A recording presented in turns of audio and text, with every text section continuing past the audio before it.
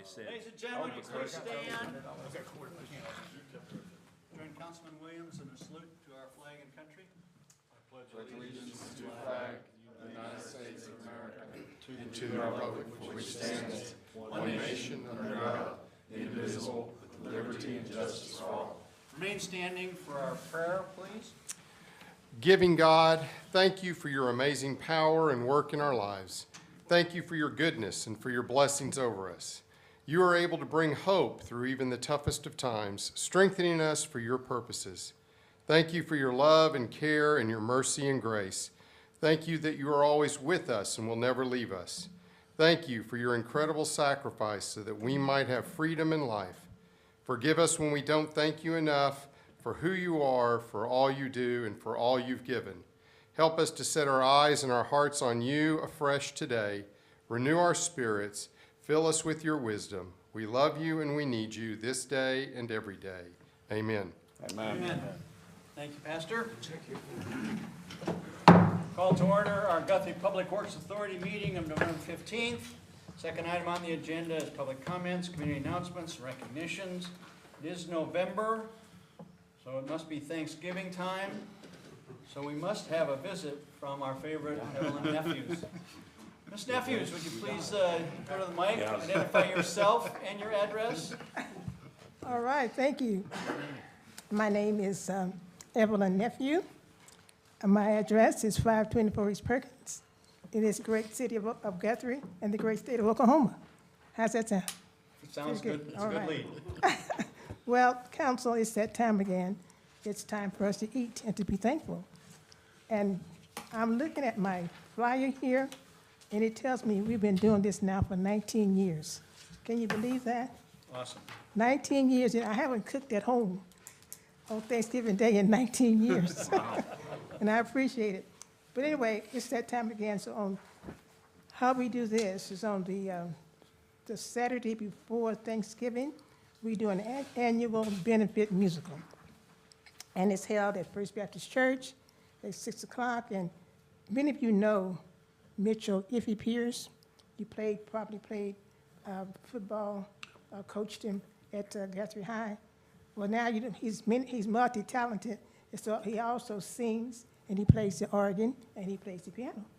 And so he's going to be in charge of the musical that we're going to do on Saturday, November the 19th at First Baptist Church, where under the leadership of Pastor Hammonds. So y'all come, and all of our proceeds will go toward the Thanksgiving dinner. But then on the 24th, Thanksgiving Day, that is our dinner. And it will start at 11:30 to 2 at the American Legion Center. And it's 123 North 1st Street in Guthrie, Oklahoma. Everybody's welcome, everybody. And so sometimes our numbers fluctuate, and we go up and we go down. We do know we will lose Langston University this year because of their schedules. They're already out. They're already out before Thanksgiving. Really? And so anyway, so I think we'll lose them unless some of them just come back. But we're going to invite everybody else in that area, the community, and then everybody here. So we already have our caterer. We have a wonderful caterer. They come in and they just fix everything for us. They fix the food and then the desserts. They just do it all. But our volunteers are the best ever. We do have, and I like to see the young people, the young people who come in and they want to give back to our community, so they serve too. We put that apron around them, we kind of wrap it around them 2 or 3 times. If there's a hat, we give them a hat, and then we give them a glove, and they're ready to volunteer, and they do a fine job. And many of you have done the same thing. So I want you to know that it's on again for the 19th year. Y'all come. Any questions? I'll see you there. Thank you very much, Evelyn, and thank you for those many years of initiating this. You and Pastor Hammonds are spark plugs to make that happen. And And you do, it's a great service. And I know the Job Corps usually has a group of volunteers there too, traditionally. And I think Hope House had some last year, volunteers from all over the community, as well as people that are having a great meal and even greater fellowship during that time. So anyway, thank you for what you have done, and look forward to another hugely successful program, both fundraiser and the Thanksgiving dinner. Thank you. Item number 3, consent agenda. One item on the consent agenda is approval of the minutes of November 1st, 2022. So moved. Second. Have a motion and a second. Any other discussion? Submit your votes, folks. See the votes. Unanimous approval of those present to approve the consent agenda, item A. Item number 4, purchase of a high-pressured water jet sewer cleaner truck. Leroy, are you handling that, or? I will. Okay.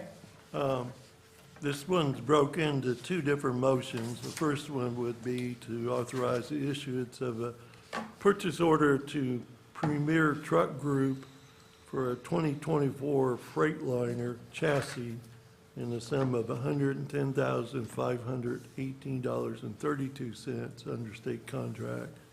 And the second part of that is a purchase order to J&R Equipment to provide and mount the 2022 Vector jet sewer cleaner on the Freightliner chassis. And that's at the sum of $304,390.72. And the way we fund our sewer equipment is through our CMOM fee.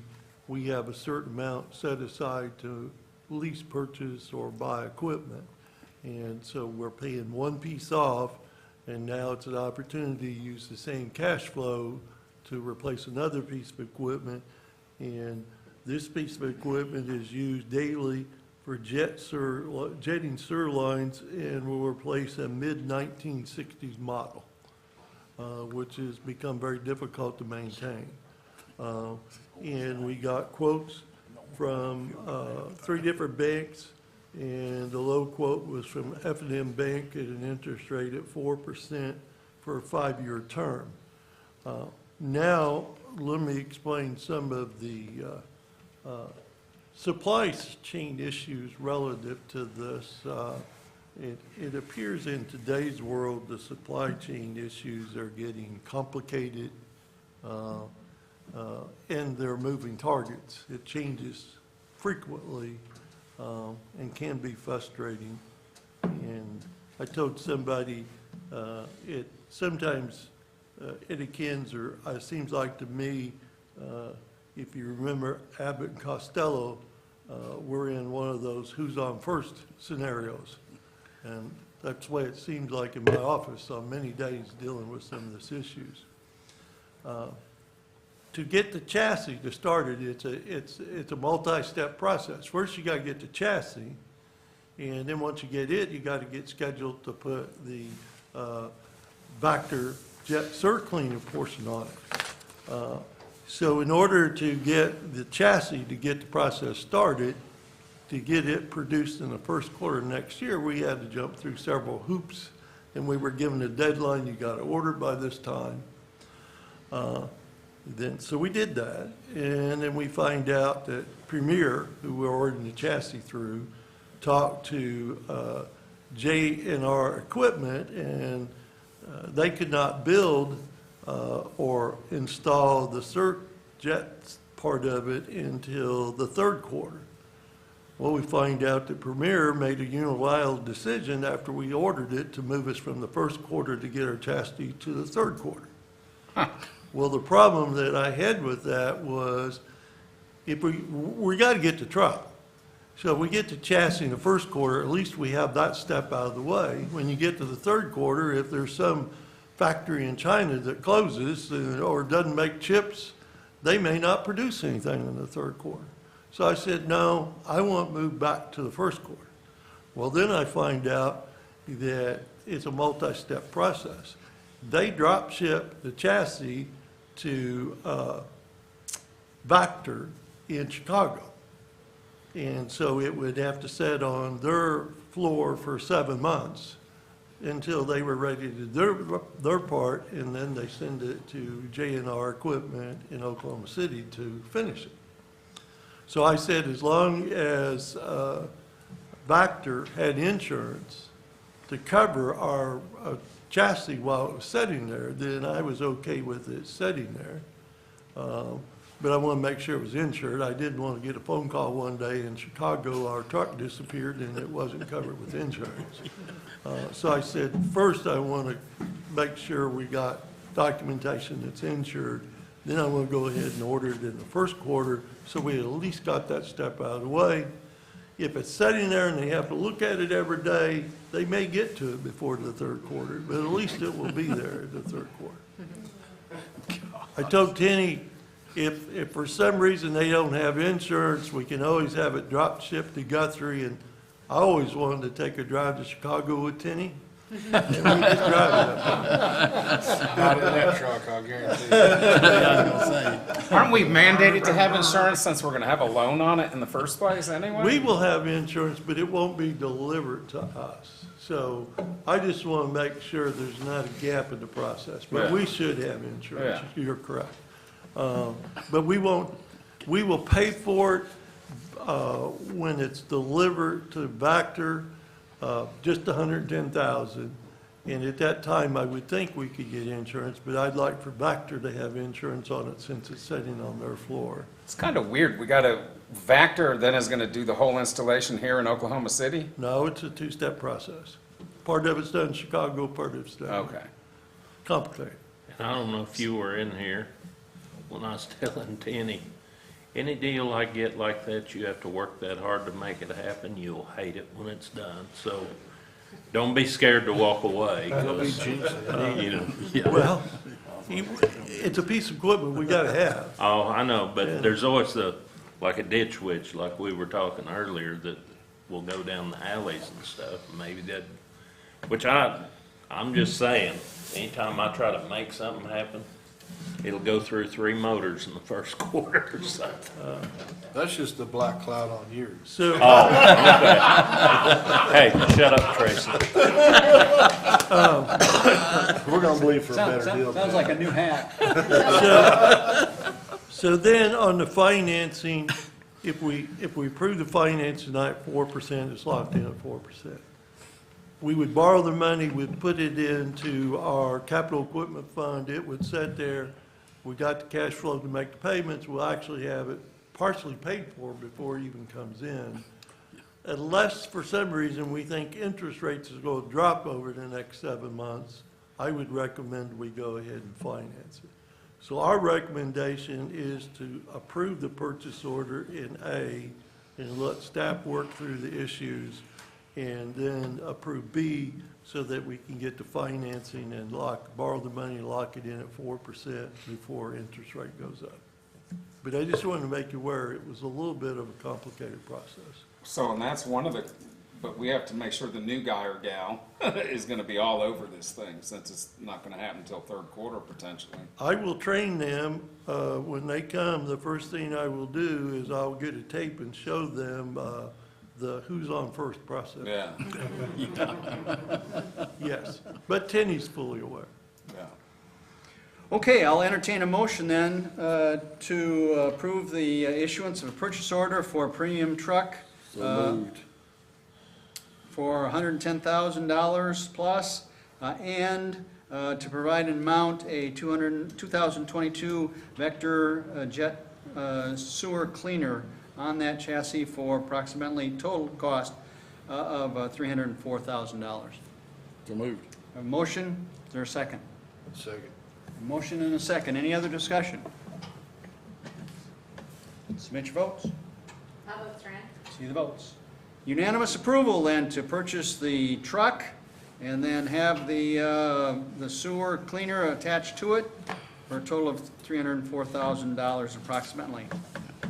Also entertain a motion then to adopt resolution 2022-40 to approve the $414,910 of the financing for those two pieces of equipment at 4% for a 5-year term. So moved. Second. Motion and a second. Any other discussion? Submit your votes. All votes are in. See the votes. Unanimous approval from those present then to adopt Resolution 2022-40, approving the little over $414,000 financing at F&M Bank at 4% for 5-year term.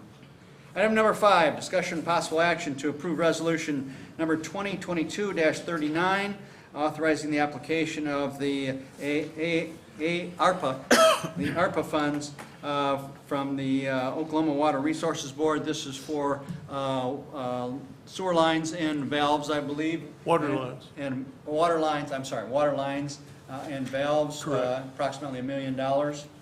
Correct, well, it'll be a $2 million project with $1 million match and $1 million grant. Yeah. And to kind of explain this, and you all may not be interested, you know, dealing with federal grants and state entities and federal entities on these grant projects, I'm back to the Abbott Costello, who's on first process again. We originally applied when the state got all of the ARPA funds from the federal government. They advertised how much they got. There was a portal process. You applied for funding for different things. We applied for some money for the Pollard Industrial Park and this project. And we were told and advised that, you know, to be competitive, if we provided a match, that we'd be competitive and more likely to get it. And so back in 21, in December of 21, we adopted a resolution. We applied for this project. At that time, it was $1.7 million project, $865,000 our money, $865. More than likely, inflation, we haven't finished the actual documents, but we'll probably be applying for the same project, and it'll be a $2 million project now, but if not, we'll add some to it. Well, then we were told that the state legislature decided they didn't want to administer the ARPA money, and so they were going to distribute to different state agencies that were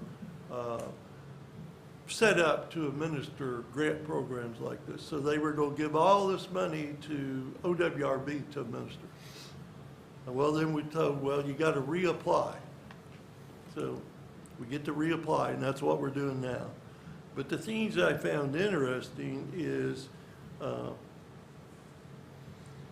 we're told they're giving all the money to OWRB, and then I read in the paper the other day where some towns were given grants direct, didn't have to compete for because they needed money worse than the towns like Guthrie. So there were some towns like Bethany got $4.6 million grant given to them directly by the state legislature. No match required, no application or competitive process. Needless to say, I expressed some opinions to our elected officials. Then you go to OWRB, and now we have to apply through a competitive process, which we're doing tonight. Towns under 7,000, they can get up to $1 million grant, no match requirement. But towns over 7,000, like us, we have to compete, and we're limited to, we could apply for a $4 million project we want to, but we're just not in that funding position. But whatever we apply for, we got to match dollar for dollar. So I was told by some officials that the reason they did this was they wanted to force cities to use the local ARPA money we got on these water projects. So to me, that's kind of the state legislature backdoor telling us how to use the local ARPA money we got, which I had some concerns about. And then I said, well, didn't Bethany get ARPA money direct from federal government? Well, that's a different story. I said, didn't the small towns get money direct? Yeah, but it wasn't as much. I said, same concept. So anyway, just to let you know, going through this process, staff's doing a great job, but it's like going through a maze sometimes. But what we will be doing is now we will be applying for roughly the same project, but with inflation, now we'll be doing roughly a $2 million project, $1 million grant. We used some of our ARPA money for the overrun on the CDBG project bid, because it came in higher. So we'll be using roughly $555,000 left from our local ARPA money we received direct from federal government, and then putting in about $445,000 out of the GPWA fund balance that was not budgeted. And I think we had about 1.5 million, so we got the money.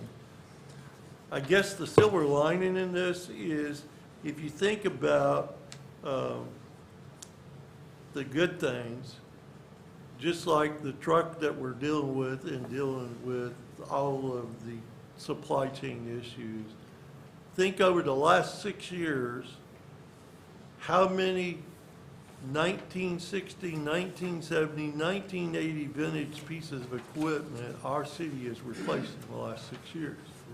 And that's been because of good leadership of the city council, you all working with staff, staff working and being good stewards of public money and not spending everything in their budget, but when they had vacancies, they accumulated that money, and at the end of the year, it went into an equipment fund. So there's been a lot of people doing good work to do that, and I think that's a positive. On this, even though it's a little frustrating in getting the money for this server line project, we got 55 miles of sewer lines that predate 1995. Since 95, over the last 20 years, we've only replaced 2.5 miles. In the last 6 years, we will exceed that substantially. So it's kind of nice to see the progress we are making, even though we're going through various hurdles and challenges. City Council is showing good leadership, and I think the department heads have shown tremendous financial responsibility in how they manage their funds, and also creatively seeking federal grants to subsidize those dollars to make them go further. I'll make a motion to approve. Second. A motion and a second. Any other discussion? Submit your votes. I'll vote for it. See the votes. Unanimous approval from all those present. Then to approve resolution number 2022-39, approximately $1 million of local money matched with $1 million from the, to go towards a grant from the Oklahoma Water Resources Board for another $2 million towards water and valves replacement. With that, ladies and gentlemen, I adjourn our Guthrie Public Works Authority meeting and call to order our Guthrie City Council meeting of November 15th. Second item on the agenda is consent agenda items A and B. A is the approval of the minutes of November 1st, 2022 City Council meeting, and B is to approve paying Young Contracting payment number 3 in the sum of $301,540 for the CDBG water main replacement project along Division. So moved. Second. We have a motion and a second. Any discussion? Submit your votes. I'll vote for it. See the votes. Unanimous approval of consent agenda items A and B. Item number 3, discussion possible action on resolution 2022-38, providing a 2023 primary and general election of the City of Guthrie for offices of the mayor and city council members, and naming the voting precincts. The election process is set up by the city charter and provisions of Oklahoma statutes. Kim handles all this for us. It's run by the Logan County Election Board. This resolution will set the filing period, just like it was 2 years ago. December 5th, 6th, and 7th is the filing period, from 8 to 5 on those 3 days. If needed, if there's more than 2 candidates for mayor or 2 candidates for a given position, there would be a primary election on February 14th. If there's only 2 candidates for mayor, then that one won't show up on the primary. Or if one of the city council positions has 2 or less, it won't show up on the primary. And then the general election's on April 4th. And if the mayor or any of the candidates, if there's only 1 person filed, they are automatically declared because Oklahoma doesn't have write-in candidates. So filing for December 5th, 6th, and 7th, primary election, if required, February 14th, general election, April the 4th. The 3 individuals, well, of course, the mayor, and then Ward 1, James Long, Ward 2, Brian Bothroyd, and Ward 3, Donna Chandler, the positions up. And if my notes serve me right, the new council will, those new council members will take office the first Monday in May 1st. And I retire on April 28th, so I won't see anything. Okay, I'll entertain a motion then to approve resolution number 2022-38. So moved. Second. A motion and a second. Any discussion or questions? Submit your votes. All votes are in. See the votes. Unanimous approval from those present then to approve resolution 2022-38, providing the 2023 primary and general election concepts, dates, and parameters. Item number 4, discussion and possible action to approve and adopt the terms and conditions of the U.S. Department of Energy, the program, the State Energy Program for Lighting Agreement as presented and authorized by the mayor, executed by grant agreement. This is the lighting for our city buildings. And this one worked out pretty slick for us. The estimated cost of the project to change out the lighting to the LEDs in City Hall, Police Department, Animal Shelter, Fire Department, Public Works Complex, and the airport.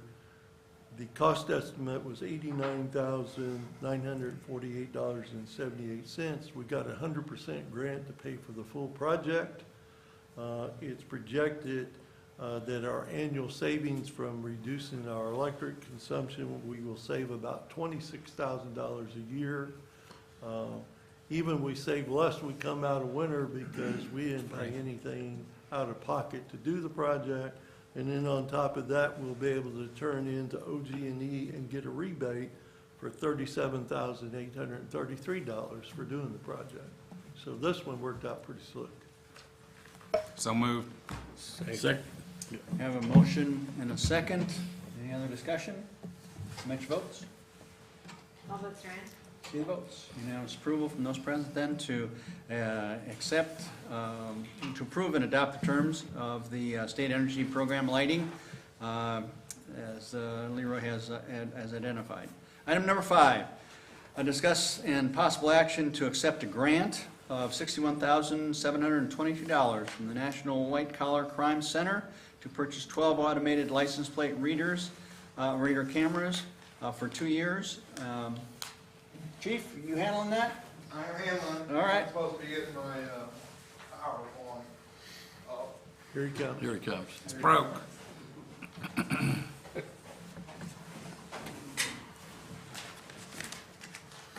This presentation will be by Hector from the Flock Security Company.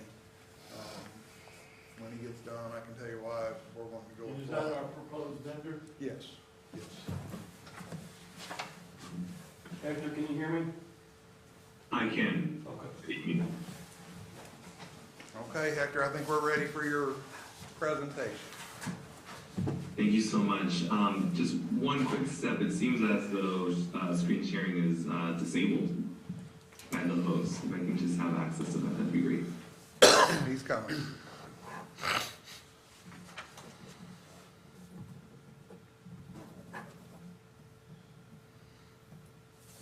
Did they do it? Yes, it did. Perfect. Awesome. Well, good evening, everyone. My name is Hector Soliman Valdez. I am a community engagement manager with Flock Safety. Tonight, I will be giving you all a little bit of information about our company, our mission, our values, and diving into our Falcon ALPR and how we help communities solve crime while protecting privacy, and provide you a little bit of overview on some of the success that we're seeing nationwide, and then answering any questions that the council may have. So that being said, why Flock Safety?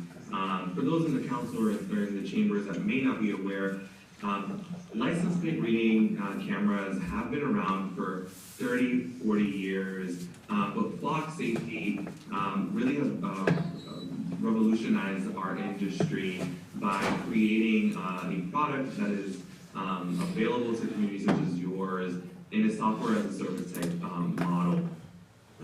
We actually got our start off over 5 years ago when our CEO and his community were victims of repeated crimes, burglaries, larcenies, and other things in his community. Many of them had footage, would provide it to the police, ring cameras, etc. And the police in Atlanta let them know, hey, we can't do much with this. We need a license plate. That would be the first good clue to start solving these type of crimes. So Garrett set out to build, like I said, a technology that could be available to his HOA so that they could partner with the police and provide them with the right type of evidence. And that being said, our mission is to eliminate crime for the whole community. So engaging with the private sector, but again, providing police the level of service at a reduced rate that they need to solve crime. With our cameras, because it is a software as a service model, you're purchasing the right to have cameras placed in your community. We still own them, which means that we still maintain them. We do all of the permitting, installation, continual software upgrades, etc. So that means that none of the staff time at your city will be dedicated to running the program itself. The police will be able to focus on solving crime, which is in alignment with our vision.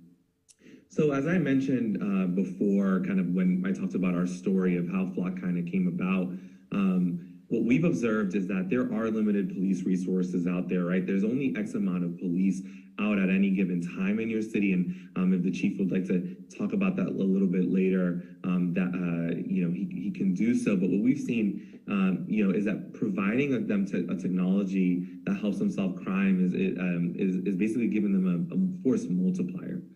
Additionally, we have seen that crime is on the rise throughout the country, whether it's catalytic converter thefts, etc. And we want to be able to capture and distribute objective evidence, right, to the right user, to the law enforcement officers. At the same time, we have seen that nationwide, trust is needed more than ever, right? The community wants to make sure that the police, that they support and are out there every day, have the technology that they need, and that they can be engaged and kind of know what work they're doing. So diving into how the technology works to help solve crime in your community, what you're seeing on your screen, top right-hand side is that objective evidence, right? It's the back of the vehicle. As you can tell, you don't see any people, there's no facial recognition or traffic enforcement. Again, it's that indiscriminate evidence from fixed locations working around the clock to help solve crime. The police are also able to use what's called the vehicle fingerprint technology, right? So that allows them to search for Hondas or makes, etc., to filter on in their searches. It's also important to talk about what the technology is not. It's not tied to personal identifiable information, i.e., we're providing the police with that objective data. Hey, this is a vehicle of interest. This is a vehicle that matches the description that you're looking for, but we're not providing any DMV records, anything associated with the person inside. This is providing, again, evidence and a good investigative clue or lead for the police to then do some good police work too. Our retention policy at Flock is a standard of 30 days. This is important because it provides the police enough time that, let's say somebody's on vacation in your community and reports a crime after 2 weeks, they're still able to go in and find some evidence, but then it's not a long-term gathering of data, right? That data is automatically deleted and is no longer available. So I want to dive down. We kind of talked a little bit about the technology, how it works, but it really has 3 facets, and I want to break that down to you all. It's proactive in the sense that it'll provide the police an alert on their computers in their vehicles or on their desktops when a stolen vehicle or other type of alerts to the national database come in. And so they'll let them know within 20 seconds that that vehicle is in the community. They're then able to commence an investigation at that point. It's investigative in the sense that if there is a burglary or anything else is reported, and let's say, I hope nobody has a red Honda in the room, but let's say they say it's a red Honda. Now they're able to look to see if there's any vehicles that match that description using the filters to commence their investigation. It's also a deterrent, right? So more and more communities in your area are adding Flock cameras, which means that, you know, the criminals or the folks committing these crimes in vehicles will know, hey, Guthrie is a community that is protected by ALPR through Flock. As I mentioned earlier, you know, our mission is to eliminate crime involving the whole community. We were started off to provide license plate reading cameras to the private sector for our CEO's community itself, the neighborhood that he lived in. So mitigating risk and protecting privacy is something that is at the core of everything we do. Traditional LPR vendors would sell the data or share the data. At Flock, that will never happen. The data is owned by the agency/city, and it will never be sold or shared by Flock. That's, you know, a really important point to point out. And it's also taking out the human bias out of crime solving, right? So we're providing you with objective data and detecting events that are objectively illegal, right? So it's a stolen vehicle in your community. We also store our data in the highest level of encryption available, or secured cloud, which is the Amazon Web Services government cloud. It's end-to-end encrypted. Basically, in layman's terms, this is the same exact database used for storage by federal agencies. As I mentioned earlier, there's no personal identifiable information, so it's important to note. Can you all hear me? Yes. Oh, sorry about that. It is important to note that also means that there's no traffic enforcement that can be turned on or eventually be used, right? This is not going to be red light cameras, anything like that. And then Flock has a unique transparency portal, which I'll dive into right now, which will allow your community, you know, to see the work that your department is performing and measure that return on investment, right? So how many alerts are being received at your department? How many searches? What other agencies is your department searching with? I put some examples here that you're welcome to just Google and you'll find them online already active. This is updated daily so the community has access to that. In addition, your department is able to put their policy in there so the folks that want to learn a little bit more about how they'll be performing their work can dive in there as well. That being said, I want to end with how we're actually solving crime in your area. Want to mention some of the early adopters, such as Tulsa PD. In their first 2 months, they, in just their phase 1, they were able to recover 28 stolen vehicles, 6 stolen guns, and over $400,000 in recovered stolen property. And even were able to lead to an arrest in a homicide suspect, excuse me. I really want to read the quote here from the Chief Franklin, where he says, this technology has basically been like, we have operated in the dark, and flipping this technology on is like flipping on a light switch. And that's such a prescient quote, because what I've seen throughout the country is, these cameras give the police the ability to know exactly where those stolen vehicles are. And sometimes you'll see that awareness leads to higher numbers in stolen vehicles, but also higher captured, because you're working in the dark, right, without having this technology.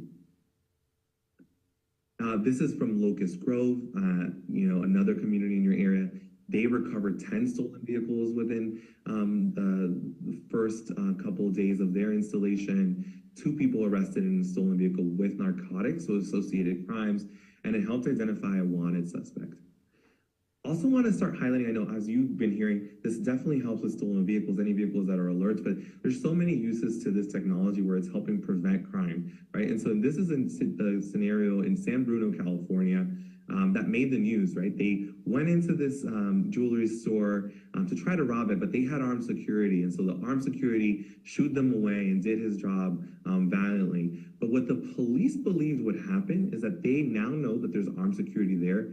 That group was going to come back, escalate their level of violence, and try again. And so the police were able to put an alert on that vehicle. So as soon as it entered into that shopping center, they were able to stop the vehicle in its tracks and stop that from, becoming a worse situation. So really wanted to point out how this is being used as a preventative tool as well.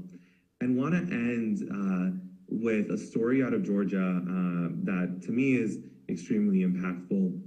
This is a stranger on stranger abduction, something that, happens extremely rarely. And again, as I said, this happened in Georgia. Mother was walking her child in his stroller. Two, what she thought men came up to her, took her child away. There was no way to identify them. They had masks on, but she did see the vehicle that they left in. So she gave that description to police.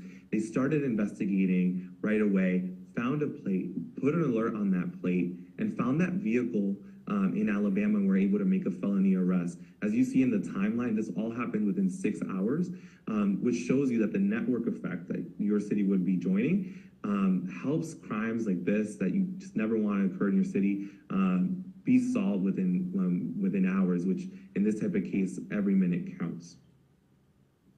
And that being said, I did a little bit of talking at you all, but I definitely wanted to present kind of our vision and our mission of eliminating crime, what our technology does, and then just how we've been successfully solving crime throughout the country. So I want to put it back to you all to answer any questions that you may have. Any questions of Hector? Yeah, so it's 61,722 for 2 years. Is that the total? That's the total cost for the first 2 years, right? That is the total cost. What happens after that? We can either opt to continue it or we can discontinue it. We're under no obligation to continue any further, and if we decide to opt out, they come pull their equipment and it doesn't cost us anything. But historically, over the last 5 years, what happens to your price points annually? They've increased one time from $2,250 a year to $2,500. The great thing about the 2-year contract is that you're locking it in for that time. Honestly, it's not increasing next year, from what I know, but we're fairly consistent with our pricing. That was my question. Any other question? Leroy? So does that mean roughly something a year after that? Roughly, if we do decide to continue with it. I'd like to caution everybody with thinking about that number. When we're like in executive session and talk about raising the rates and that kind of thing, this is not a one-hit deal like a road grader transmission. When you turn this on, if you're going to stay with it, it doesn't go away. It's just like when we raise payroll. When you raise it to that level, you're there if you're going to have it. And that's And I hate to, but I would disagree. The way I look at it is we've got a 2-year probationary period that we can try this out for. And if it does not fit our community or our community's needs, it will go away. Yeah, it can go away, but like I said, if we want to keep it, then it's, I had a cell phone company gave me a cell phone one time. Yes. I paid on it till my kids were out of college. Yes. So as long as you want to talk on it. But really, I mean, that's not up to me or the city manager, that's up to the council. Just like when we hired the 3 firemen, right? And we're gonna give them this 2-year period to try to come up with additional money from the county. That's what we're doing here. I'm asking for the chance to do this for 2 years at absolutely zero cost to the city. In addition to that, I've reached out to the Attorney General's office, and they have a Project Safe Neighborhoods grant And since we have never applied for it and we've never gotten it, they feel pretty confident that we could get it. Their average award would pay for another 2 years. Yeah, it seems, at least on surface, it appears that there's no risk, there's no cost. People are always worried about privacy. You know, of course, I don't know exactly what metrics we use. Hector identified some metrics there of what a successful program looks like. But picking up stolen cars, I don't know if that's, you know, is picking up 3 or 4 stolen cars in Guthrie, America over a year, is that justification for keeping it? I think we need to be thinking about that as Sure. if we enter into this. But on surface, it appears to be no risk, no cost, and something that may have some potential benefits to the safety of our community. Correct. One of the complaints that I've got, or the concerns that I've been given, is about privacy. And I think probably what most people don't understand is this thing takes a single picture of the back of a car. And that's it. And I think there's this misconception that the camera runs the tag through, you know, our databases and comes back with all this information. 99.9% of those tags will never get run for any reason. If you're worried about the information that's generated, we've got more capabilities in our cars right now to run stuff than this system ever does. We have access to OLEDs from inside the car, so we can run your driver's license history, we can run for warrants, we can run your criminal history. We've also got access to some program from one of the credit bureaus where we can run your credit. This does none of that. This provides you an investigative lead. The only thing it does is it compares it to what's called a hot list. And so the hot list contains stolen vehicles, stolen tags, wanted persons, amber alerts, silver alerts, blue alerts, stuff like that. You can put what It's not going to tell us if the guy's driving under suspension. It's not going to tell us, you know, if he doesn't have insurance. You know, the state of Oklahoma already has however many of these cameras all over the state through a different company that will send you insurance tickets in the mail when it runs your tag, because it actually runs your tag. What communities have them, out of curiosity, because I haven't heard of this before this time here. Right now, there Does are a Edmond ton have of it? communities that have it. It's just now really caught on in Oklahoma. Tulsa has it, Oklahoma City has it. One of the things, we didn't know Oklahoma City had it. We had a runaway that we thought was endangered here, and we were looking all over the place and couldn't get a lead on her at all. We called Oklahoma City. They punched it into their flock network, and they said, look, she's passed these 2 cameras 16 times in the last 2 days. So what do? We triangulate it. We find a relative inside there. Well, guess where our runaway was? At the relative, located using this technology. Because it took a picture of her in the camera and you were able to verify that with a picture. No, it took a picture of a tag that we had, that we were interested in, but nobody could find it. We put out bolos for it and everything else, and it just wasn't popping up. But the second we called Oklahoma City and said, hey, do you have any other means to check this? Well, they put it into flock. And I mean, that fast, we're told, you know, she's passed here 16 times in 2 days. Both these cameras. In May, we talked about this and okayed the 30 cameras, body cams. At that time, you said that this technology was adaptable to these cameras, but you told the provider of those cameras at that time that our community was not ready for that. You made that decision on your own. So what makes you think their communities changed their mind in 6 months? Well, part of the problem is that vendor had different capabilities. This is one of the reasons I told you there's about 3 reasons why I like this flock camera system. And it's because they don't run tags. The other company, A, runs tags, and B, will not put inside the contract that they will not sell personal information. Flock, I mean, it's right there on the slideshow, and it's right there if you looked at the contract. They never, ever, ever own our information. We own that information. So you're saying that the only way it gets a hit on a tag is something that a law enforcement agency puts in there to look for. Correct. I don't think it's any coincidence that their name is flock safety, meaning, a flock, group of animals, or I think of sheep, or that the fact that Flock Safety's National Alliance license plate tracking network is named after a bird of prey, Talon. That kind of bothers me as a citizen, back to what you said earlier, that people are concerned about, their privacy. But are you familiar with the term mission creep? I am. Oh, for the benefit of those listening, I'll read the definition. Mission creep is the gradual and incremental expansion of an intervention, project, or mission beyond its original scope, focus, or goals. A ratchet effect spawned by initial success. Mission creep is usually considered undesirable due to how each success breeds more ambitious interventions until a final failure happens, stopping the intervention entirely. I guess I would ask, how do you call this mission creep?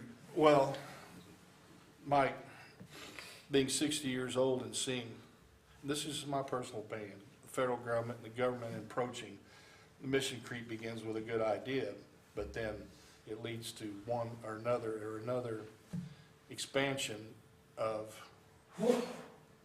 into an area that we're all talking about here is privacy.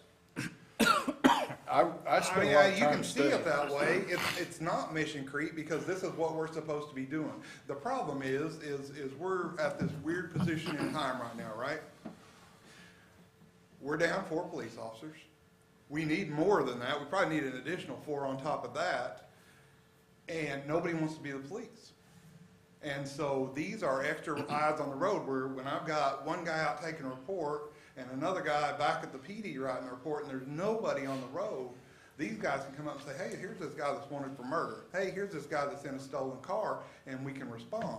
It is a force multiplier that, you can add 4 police officers at a base price of almost $60,000 a year, or we can try this for 2 years and see if it works. So Chief, let me ask a question. This only takes a picture of the back of the car and the license plate, so where are Correct. these gonna be? Do what? These won't take a picture of the front windshield and the people in the car? No. How's that? I mean, It's how their technology is set up. Most of them but these do are it that way. stationary cameras Yes, set out there. Correct. You know, But they're aimed they're aimed to pick up the rear of the car. Maybe Hector can answer that question. Go I ahead. mean, I can see that. Yes, so the cameras are going to be placed in the direction of traffic, right? So they're aimed at so that vehicles are passing by it. The machine learning is also made so that it's looking at the back of the vehicle and its unique features. That's how it'll know whether it's a Honda versus a Ford, etc. So that's why it's aiming at the back of the vehicle. In addition to that, we mask it so that it's only aiming at those lanes that are traveling away from it. So that's basically the gist of how that works, so that it's not capturing other information. Can creep it and turn it the other direction so it catches the nose of the car? Well, sure they It can. wouldn't work. It wouldn't work that way, right? Because then you wouldn't be able to filter.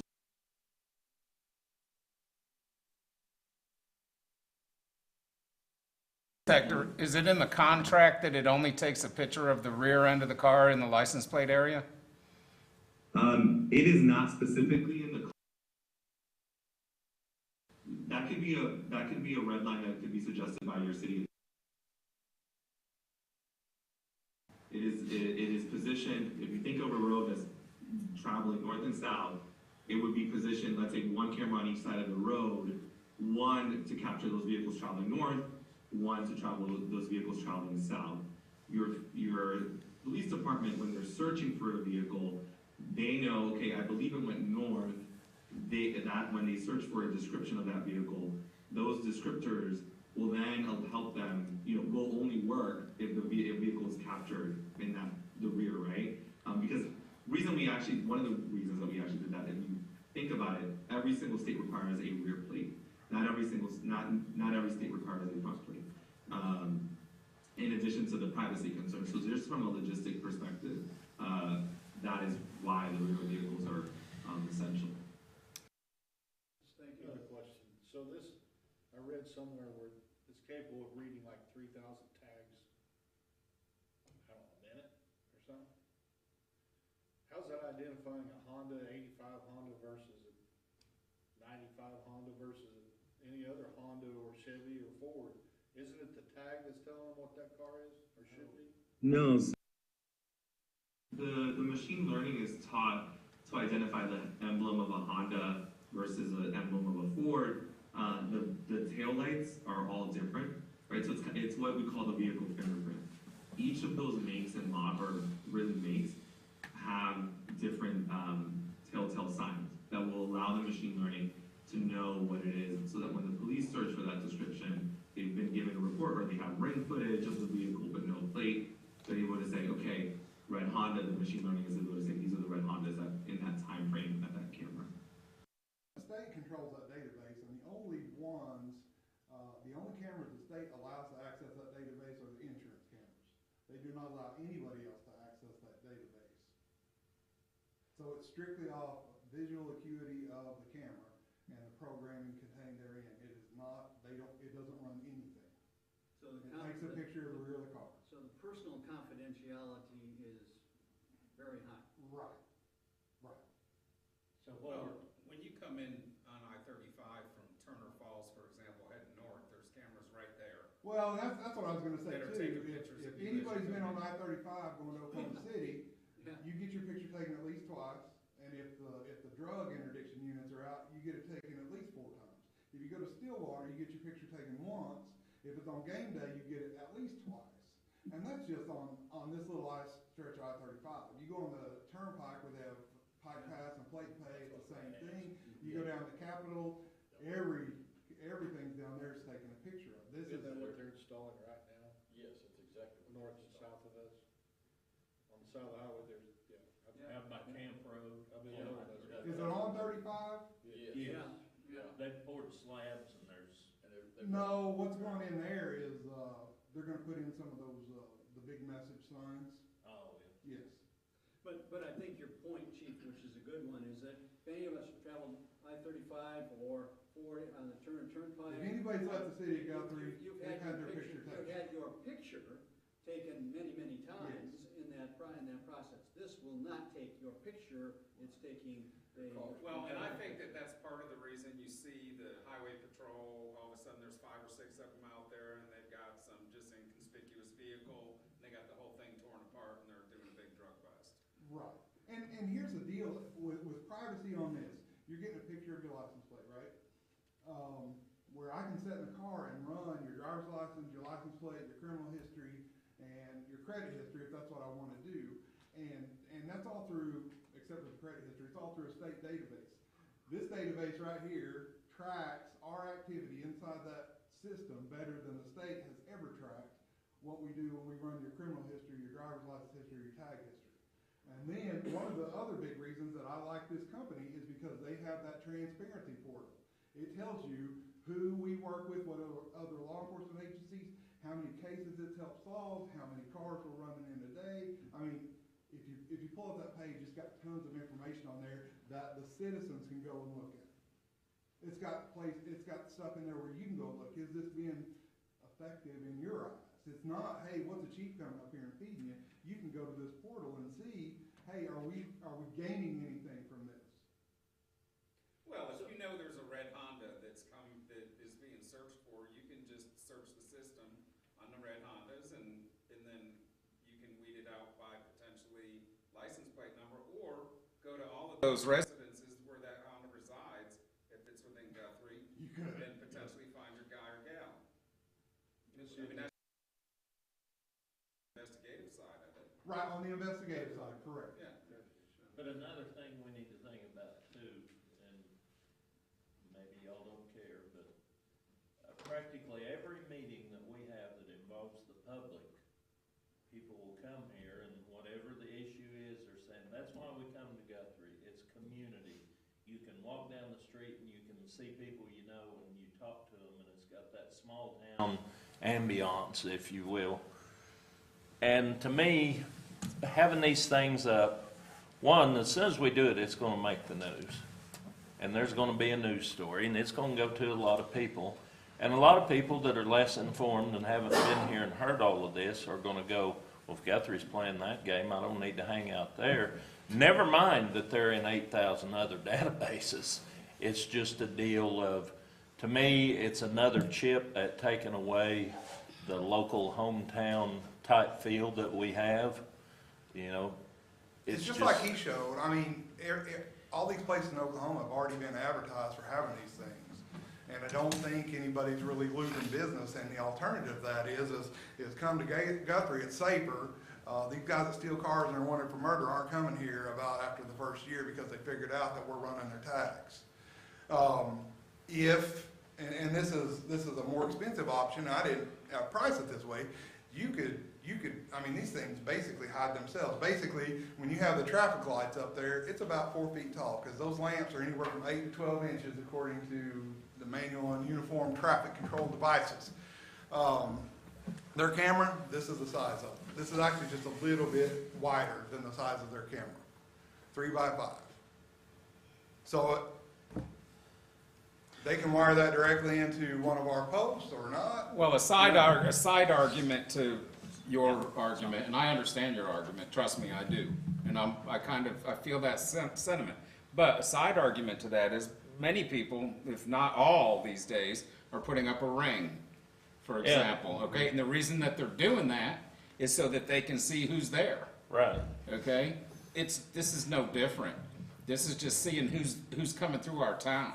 And actually, there's some free ALPR software out there that you can run through your Ring camera, and you can do your own tag photographing off your doorbell camera. Y'all gonna have Tracy too scared to drive. Leroy, you had a comment?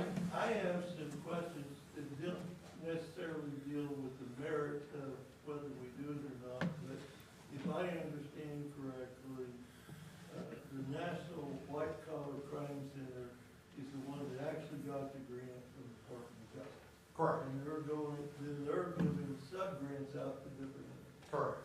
And in the grant agreement from NW3C or the National White Collar Crime Center, there was a few things that concerned me. Repeatedly in this grant agreement, it says that the funding is subject to availability. In 4.1 of your grant agreement says all payments are subject to the availability of funding from the Department of Justice. Sure. In 8.1, it says, this agreement is funded by federal cooperative agreement. Should funding not be available, NW3C will notify subrecipient, and this agreement shall be rendered null and void immediately.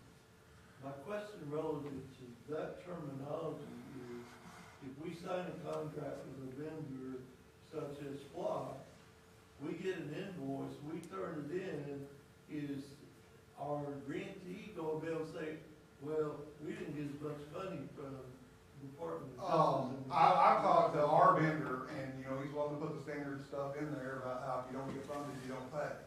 Also, I've talked to the NW3C, and effective October 1st of this year, that all their grants, this is the first time that place has ever given out a grant.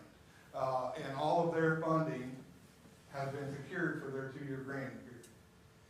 So can they send us an addendum to document that? It concerns me, we're going to sign a contract for $61,000, but then our funding source is saying, well, if we don't get the money, we're not going to pay. So I would like to see some clarification on that. Maybe, I don't And know how it's going to be. There's another thing I read in there, and he's right. It goes from the Department of Justice to Department of Justice projects to the white collar. It's all subbed down, so there's a jillion pages. And in one of them in there, it's number 34 or number 35. It basically says, regardless of anything, the Department of Justice owns any data that is collected off of this deal. And I can't believe the Department of Justice is gonna say, it's okay, just flush it. We went to the trouble to collect it. Y'all just flush it. To me, The only data they're talking about is research data. They're not talking about data that they collect on the cameras. well, that's what the lines, and that's another, my problem with it, since we're teaching new terms, a gill net. What a gill net is, it's a net that some fishermen use. It's illegal to use, but they stretch it out in a long stretch, kind of like you would see on a tennis court. And the way it's made, the fish can start through it, they can get their nose through it, and then when they figure out they're hung in something and they go to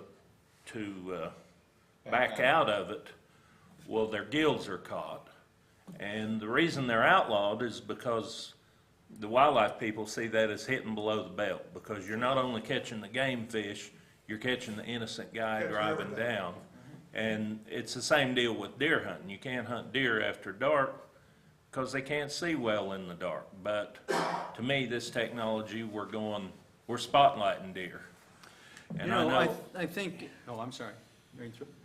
yeah, well, I can understand why you want it, and I see that, if it all worked that way, but I'm kinda like Tracy, I'm scared of mission creep and the gill net. Well, that's my deal. It's not mission creep. It's exactly what the police department's supposed to be doing. We just don't have the numbers. You know, I was gonna say, you know, there's hardly a few weeks, 3 or 4 times a month on Facebook that somebody isn't talking about or taking a picture of a vehicle that's been parked outside their house or been driving up and down their street, and they're concerned about their safety. It would seem to me this type of technology might help with that, give assurance, if you will, or spotlight, just like the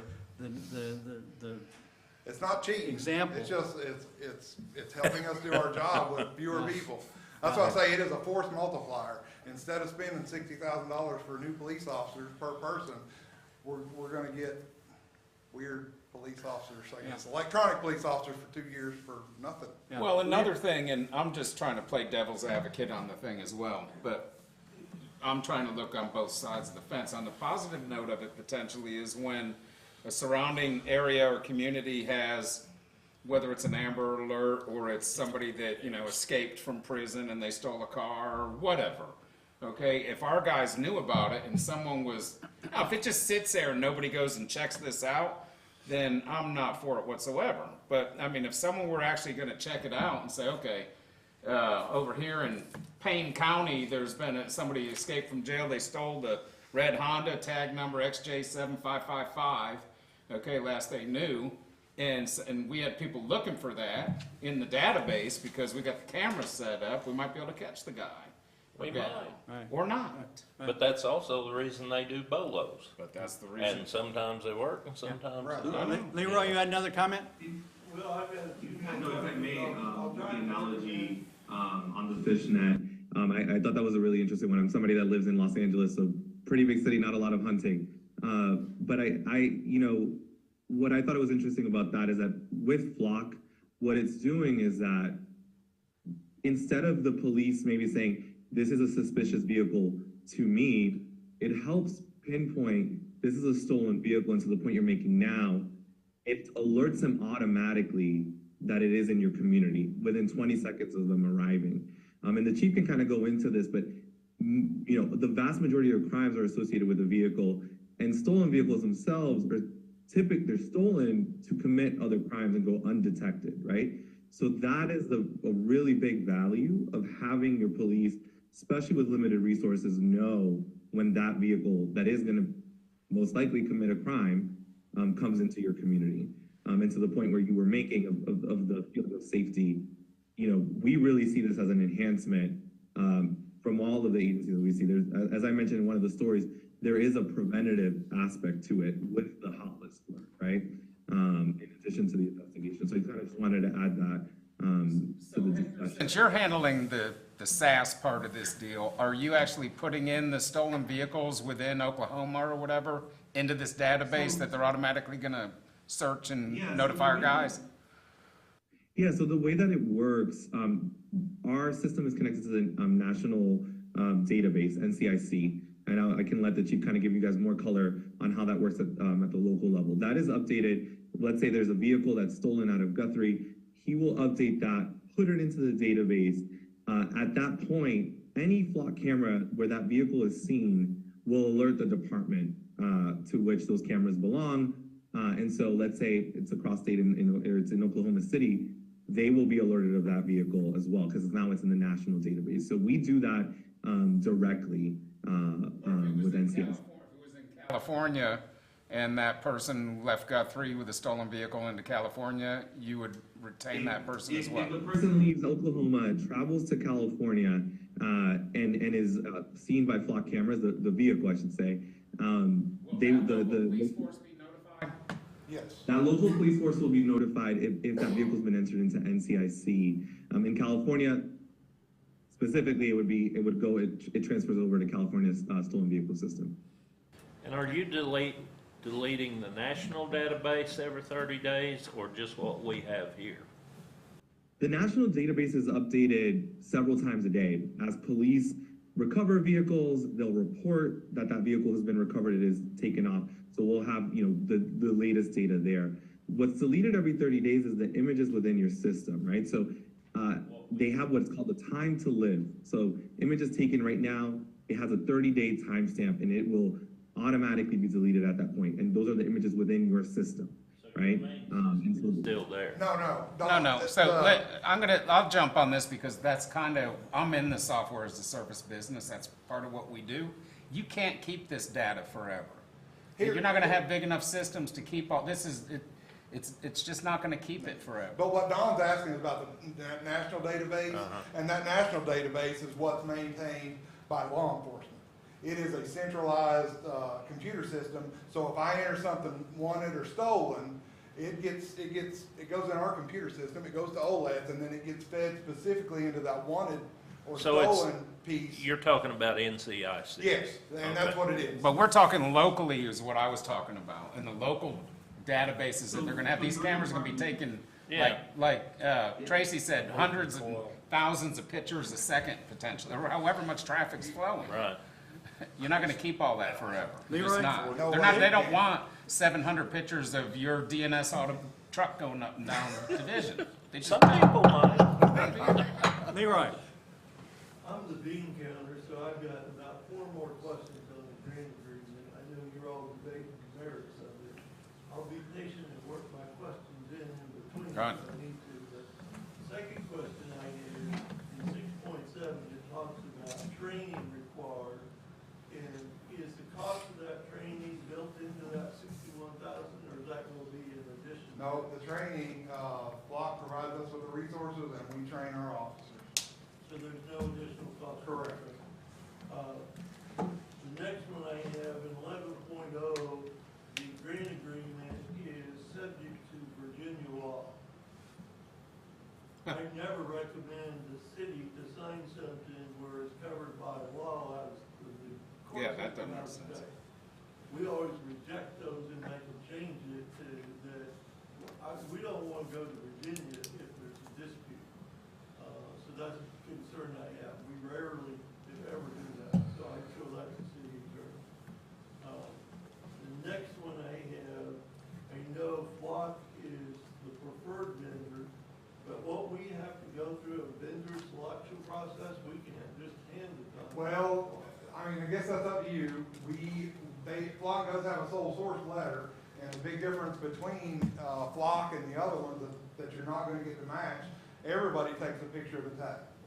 Nobody has the programming and the algorithms to come up with the color of the car, how many doors it is, and a make and model. Everybody else strictly runs the tag. So there's a lot of language in here on selecting your vendor, but you're saying that they've got a sole source letter, so we can get that approved by our grant agreement entity, that we don't have to go through the selection process. And then the last question I had, it was my understanding the grant agreement, I didn't see it in any materials in the package, that we're required to have these cameras in multi-jurisdictions, not just inside the city. What Leroy's referencing is when I originally wrote the grant, I I wrote it as a multi-jurisdictional grant. We were gonna put a camera in Crescent, Cashion, Langston. Logan County, basically. Yes, because we dispatch for them and stuff like that. When they awarded the grant, they specifically left that out. We are under no obligation to put it in any other community.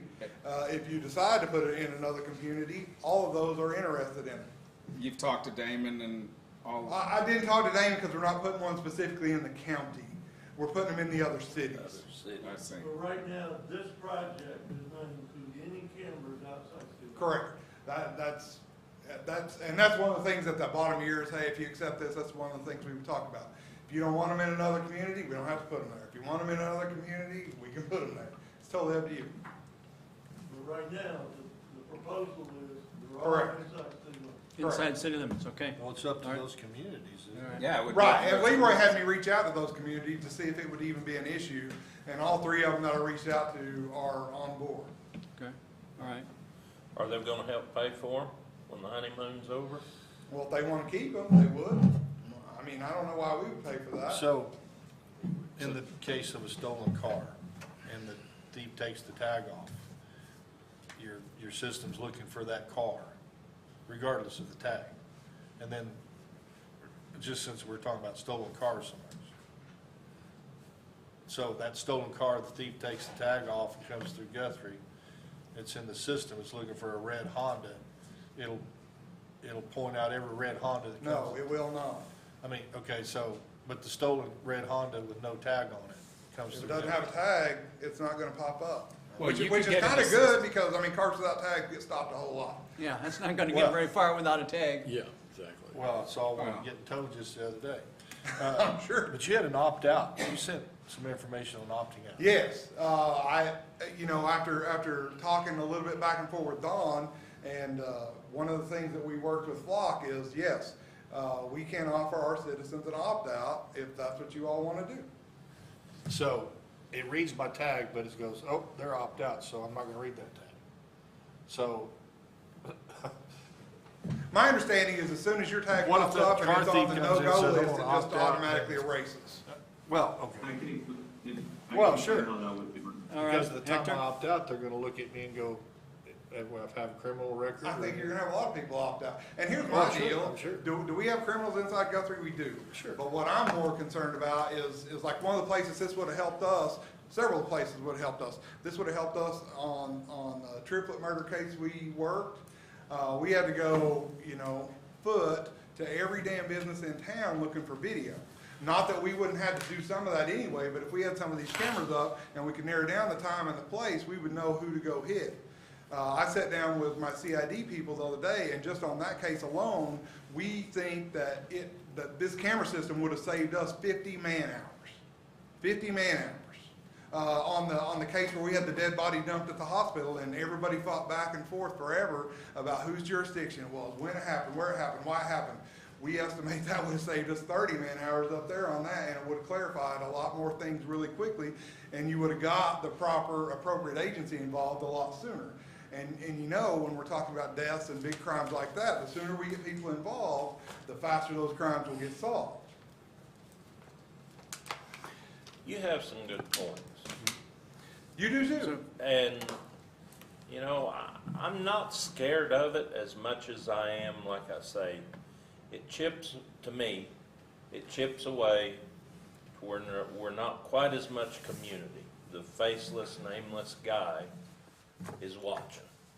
And I don't want to be the guy that brings it to my hometown. I understand, on one side of me, it goes, if my granddaughter was missing, And that's right, and I know you don't You rate would your want her hometown, but Yeah. ultimately, we want this place to be safer. Yeah. Yeah. Don't we want to grow the community? Isn't that what we're I- trying to do as well? Right. no, it's a tough No. deal. I think it's a progressive step, and if I understand things, we're talking about something that has no cost to the community for the first 2 years.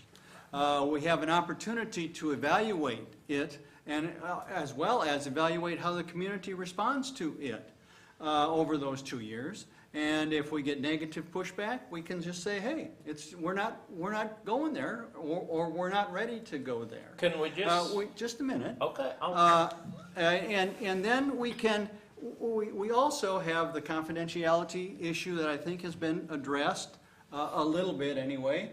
And certainly, again, if we recognize that our confidentiality, our personal data, if you will, is viewed many times when we're on most of the interstates and major highways in our state, I think it brings it to a certain level of understanding here. I mean, confidentiality here is way up here. Every time we get on I-35 or Turner Turnpike or whatever, it's down here. I mean, and we're already driving it, and we use it every day. Most of the people, many of the people in our community, certainly I do. But it just seems to me that we have no risk. We have an opportunity to potentially improve safety of our citizens. It just, it's what I understand. So if it was to pass and we get pushback and all this hate, can we say, well, the mayor wanted it, Yeah, so we just, yeah, yes. Well, one thing you can look at and you Yeah. can tell your constituents is just a bona fide fact, is that wherever they go, their plates have already been read. oh, that's true. Okay, and so if you're a criminal, Yeah. you're already being tracked. Yeah, I If know. you're a non-criminal, you have nothing to worry about. It's just simple as that. That's how that works. But if you're in where the black and white mixes like Tracy, Then that's when they start really reading them. Jeff? One quick question. Yes, sir. On this, let's say you have somebody that's disappeared, it's like a missing victim or something, or even like somebody's walked away. We've had, 2 or 3 people have walked away. They've got Alzheimer's or. It won't help with walkaways, because Right. their Okay, but you software could- only picks up tags. Right, but You're I'm only saying, gonna be let's on the say- road. Well, that's what I'm saying. If they're in a car and they've driven off the road, it might be able to help us locate somebody like that as well, right? Sure, just like our runaway that made it to Oklahoma City. Right, that's what I was asking, that's what I meant. I mean, if we hadn't got Oklahoma City to run it through their flock system, God knows when we would have found her. Now, here's another thing, every time you walk into Walmart, your picture's To taken. add to that, for silver alerts / amber alerts, that's also a list that's automatically provided to your police department. So if it's in another community, they've entered it into the NMAC, which is the National Missing People, that will automatically be alerted proactively as well. If an Amber Alert pulled into Guthrie, for example, tag number XJY555, our guys are gonna be notified of it. Yes. And make sure it's a red Honda. And it's, like I said, it is. We seem to be hard on red Hondas these days. It's strictly packaged. I always use that. I'm gonna start using my car, which is an orange Jetta. It'll be a lot less likely to be in the crowd, so. I don't Okay, have near a problem with the technology since Leroy brought up some valid comments. Well, on that the would be my grant. recommendation. I think the motion should be to, or whatever, if you want to try to approve it, and then on the condition that Leroy works through the contract to his satisfaction. I'll go for that. Well, see, that's what I would like to do and make a motion for that effect. Sure, I'm good with that. Leroy brings up some very good points. He's the money guy. So I'm gonna make a motion to approve it on a temporary basis for 2 years. It will be revisited again after that, pending Leroy, working out through the contract verbiage, so that we're with Billy, so that we're protected. I'll second that. a motion and a second. Any other discussion? Hector, you got 2 years with me. Submit. Leroy? I just wanted to point out, I'd give $1 for every picture of the mayor that he's not smiling.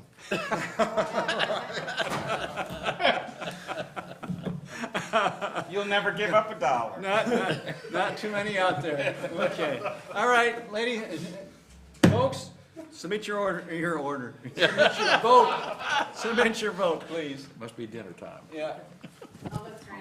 See the votes. Unanimous approval then to move forward with the provisions as was identified in the motion that council and city manager review the funding mechanism and the documentation in it. One of the things I'd like to point out at the end of this, Justin was not able to be here tonight. He had another commitment, and I thought Aaron did a great job. He was actually doing 2 jobs tonight. Yes, he was. And very appreciative of him being flexible where he can do that. Yeah, thank you, Aaron. And guys, Chief, I wanna thank you. thank you for giving me the opportunity to try There you go. for our community. And Hector, thank you very much. We Yep. appreciate Thank you, it. Hector. Hector, thank you. Thank you Thank all. you. Have a great night. All right, You city- know, I'll very be good. seeing you in 2 years, Chief. City managers report. Hopefully we can do a check-in before I'm then. practicing. In the meantime, Orange Jetta in your community. Orange Jetta, all right. Move that over. No from city Red managers report. Hot. Okay. No, Item number 6, city manager report. I've cried enough tonight. Item number 7, request or comments from members of the city council. Councilman Bothroyd. Well, I just want to let everybody know that, Chief, I hope this works out, and I appreciate the work you've done on it, appreciate Aaron. And, you gotta be careful and wary and watch for deer right at this part of the year, because they come creeping out, and they dive right into your vehicle. I already got hit one. Yeah, that's all I got. Oh, I got hit hard. Councilman Williams? Well, I was Stuck in my head. adamantly against this idea for the 2 weeks prior to this, but, you're talking about, leaving here either direction, it's true. And Leroy's questions and his input really gave me some confidence on that. And it's obvious to see the positive points, but I just hate giving up any kind of privacy. I don't care what it is, but it is what it is, and we're not gonna change that. But also, I want to say, Leroy, earlier you were giving all the kudos to councils before me and people in the city concerning, the purchasing of newer equipment. And you so humbly gave everybody credit, but you're the reason. You're the reason, I know, because you see in advance, you look in advance and you set up these accounts to where money can go and save and perhaps do that. So hats off to you for that. Thank you. Amen. Councilman Channel? I hate to admit it, but I agree with what Williams says. And on all counts, even you, Leroy. But the technology is intriguing. And, I guess what changed my mind, I looked at it as Hector's got 2 years. If not, we'll kick him to the curb. I mean, we'll know at the end of that time if it's worth saving or not. So you've got that sermon put together. I warned you. It'll be interesting to see what happens when you opt out. Wednesday, or Friday. Thursday. Thursday, 11 o'clock. Oh, yeah, that wasn't where I was going with that. Okay, at 11 o'clock, for those that don't know, the city council and city manager, since it's Thanksgiving, we're gonna cook lunch for everybody at the fire department. On your lunch hour, just come by, we'll give you some. If you wanna, we're gonna have boxes, if you wanna put it in the box and go back to your hole, or if you wanna stay there and socialize. It's for all the employees or whoever happens to show up. But Friday, wind chill's in the teens. So get your long coat out. If the dog's gonna be cold, not my dog. If anybody's cold at my house, it won't be my dog, it'll be me. But it's coming, y'all, and it was blue on the map, and it was teens for wind chills, so get ready.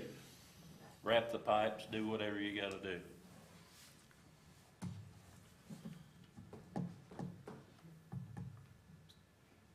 Steve? Say something? We've got, yeah, of course, Brian, you know that.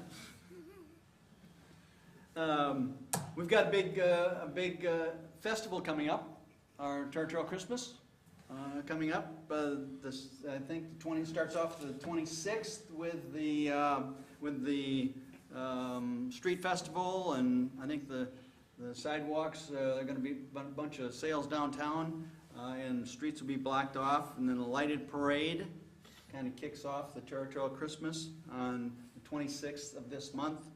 Then in the first weekend in December, they start with the real things with the home tours, and of course our Territorial Christmas downtown, the Victorian Walk that people come from all over the state and outside the state to come and see Guthrie America and the great festival that we have. So it's one of the most popular things in our community, and just want all of us to support and thank in advance all the people that have been working for a number of months to make it a success, as it always is. We've got territorial governors that are running for position. That, of course, will be announced. The winner will be announced at the end of the parade. And the parade, I think, starts at the Masonic Temple, comes down Oklahoma, ends up over at the State Printing Building, Capitol Printing Building. And the lighting of the Christmas tree, a traditional tree at Honor Park, is all at that same time. So that's on, that'll be on the 26th of this month. So be there. Leroy? You might add on December 2nd, Kiwanis has their annual auction, and that's their major fundraiser for funding all of their programs they do for children in the community. Yeah, one of the civic clubs, the Kiwanis Club is having their annual auction. Right here will be many people taking the auction bids on it. It's their major fundraiser for a number of programs that they have for the community and for city that gets is served by the Kiwanis and their programs and their people. So if you got something that you want to donate to the Kiwanis for this great cause, do that. Keep on the 2nd, get ready to bid, because there's really good stuff. So bid often, bid high, and if you don't want to bid, come on out and join the Kiwanis, or the Rotary, or the Lions, one of the civic organizations. Be a part of the community that way. Any last comments? Who put up the Christmas decorations? Did you do that, Kim? Or Aaron. Aaron? Thank you, Aaron. Appreciate the Christmas.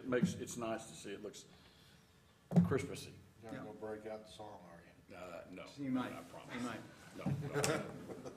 All right, let's see. We will, discussion, action,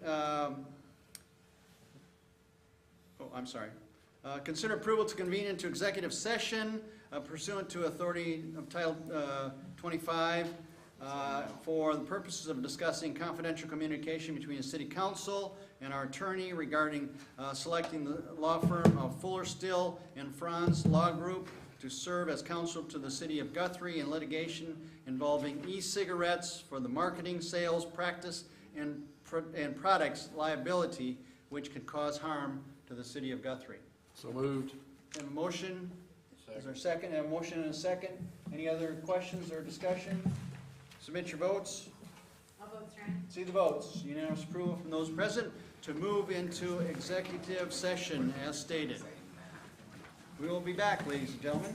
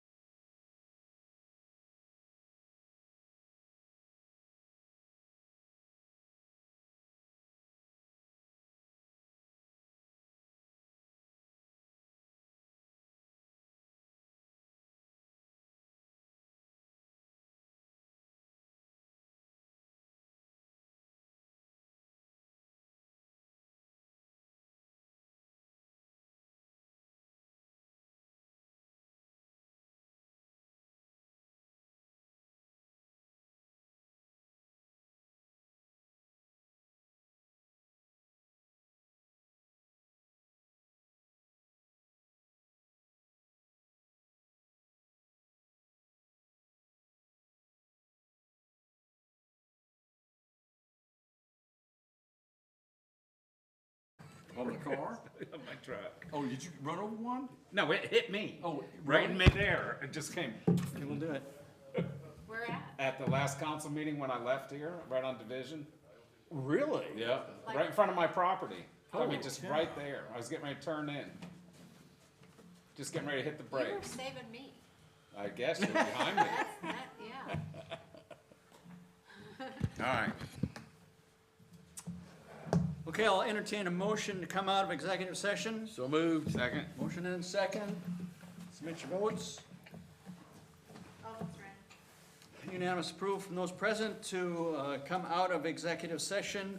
Item number 10, discussion action passing resolution related to the executive session about the selection of Fuller Still and Lance Franz Law Group to serve as counsel for the city of Guthrie in litigation involving e-cigarettes for marketing, sale, practice, and product liability. No action was taken at this time. That being the last item on our agenda, we're adjourned. Thank you.